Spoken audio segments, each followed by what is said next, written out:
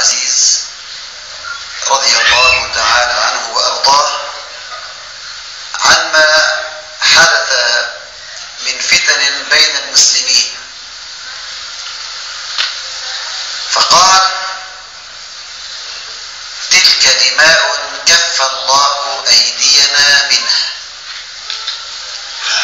تلك دماء كف الله أيدينا منها فلا نلطخ ألسنتنا بها. والله تعالى يقول: كل نفس بما كسبت رهينة،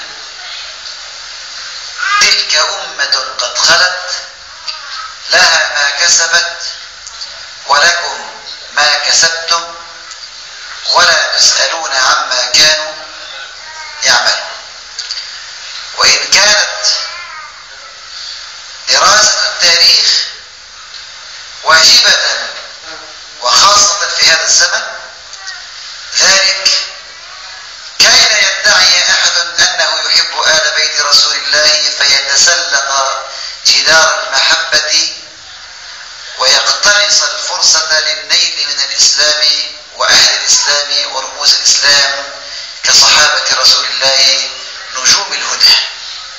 لذلك ما نراه في هذه الأيام العشرة وما نشاهده من غناء وعويل ونباح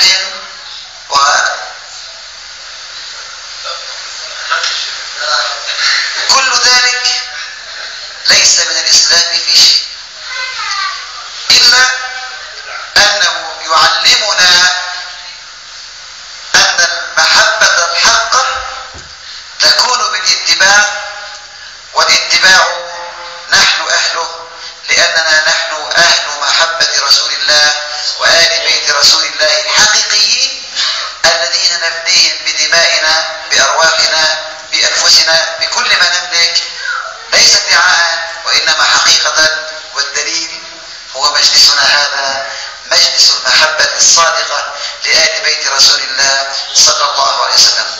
فلا نلطم ولا نشق ولا نتماثل بالبكاء أو نمثل النحيب. ولعل ما قاله أحد العلماء يسلي لنا هذا المجلس لنختمه بفاكهة، أن ذلك اللطم والشق لأنهم أدركوا أن عاقبتهم وخيمة بين يدي الله، لأنهم من قتل آل بيت رسول الله فتراهم في كل عام يجددون المصاب والحزن. لكننا إن شاء الله ولا تهنوا ولا تحزنوا وأنتم الأعلون إن كنتم مؤمنين. وإلى مجلس آخر في أي مكان يكتب الله تعالى لنا، والسلام عليكم ورحمة الله وبركاته. اللهم صل على سيدنا محمد في الأولين، صل على سيدنا محمد في الآخرين، صل على سيدنا محمد في الملأ الأعلى إلى يوم الدين. اللهم اجعل جمعنا هذا جمعا مرحوما، تفرقنا من بعده تفرقا ميمونا معصوما، لا تجعل فينا شقيا ولا مطرودا ولا محروما بمنك وكرمك يا أكرم الأكرمين. اللهم إنا نسألك صدق المحبة لآل بيت رسول الله صلى الله عليه وسلم أجمعين.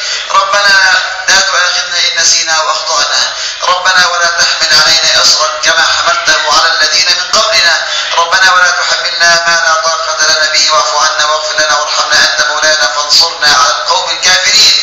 ربنا لا تجعل في قلوبنا غلا للذين آمنوا ربنا إنك رؤوف رحيم، لا تجعل في قلوبنا غلا للذين آمنوا ربنا إنك رؤوف رحيم، لا تجعل في قلوبنا غلا للذين آمنوا ربنا إنك رؤوف رحيم.